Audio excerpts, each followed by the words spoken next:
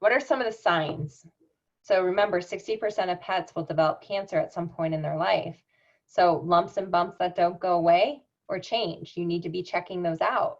Wounds that don't heal, particularly if their appearance is changing.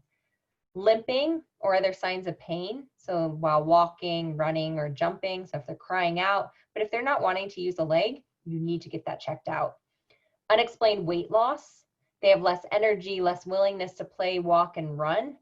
Difficulty breathing, bleeding, so like nosebleeds, if they're getting skin bruises all of a sudden, there's blood in stool, blood in the urine, blood in the vomit, they have pale gums, and they're acting really tired, you need to go to the ER immediately. They have bad odors from their mouth, their ears, their rectal area, abnormal discharges, so like blood and pus, vomiting, diarrhea, especially if it's combined with any of these other signs, and behavior changes. So if your pet's acting more lethargic, tired, depressed, decreased appetite, all of a sudden they're snapping at you, whereas before they were really easygoing. And then changes in urinary bowel habits. So if they're straining, going too frequently, these can be signs of cancers in different areas of the body.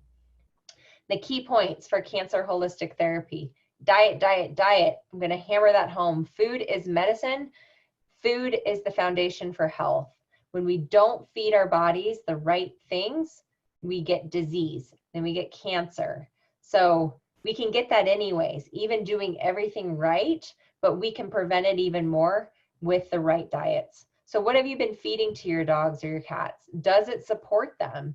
And what can we change so it's easy to implement? Maybe it's adding in those leafy greens and those yellow orange veggies 3 times a week to help reduce that cancer risk. Herbal medicine, find a holistic or integrative veterinarian to partner with. Check out the ahvma.org website. So that's the American Holistic Veterinary Medical Association.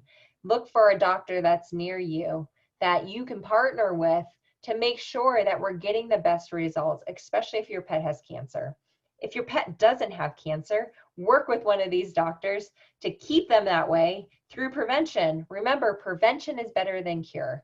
And we use Chinese, or I use Chinese herbal medicine all the time. It's key to integrating with cancer treatment protocols, using 4 Marvels or Shea Mason for lymphoma or transitional cell patients if it's suited for them. Remember, it's individualized medicine.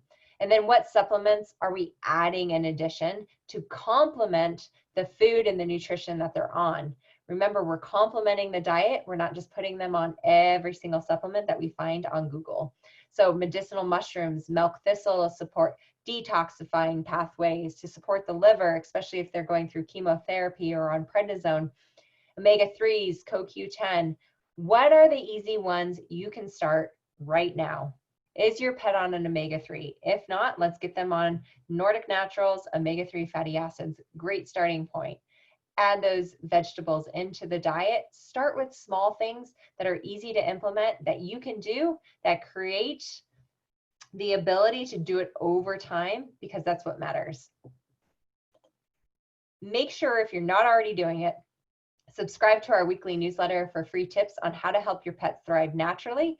Follow us on Facebook, Instagram, and YouTube. Check out The Natural Pet Doctor, Dr. Katie Woodley. We have lots of free, amazing content that you can learn so much from on how to keep your pets healthy. And check out our website, thenaturalpetdoctor.com.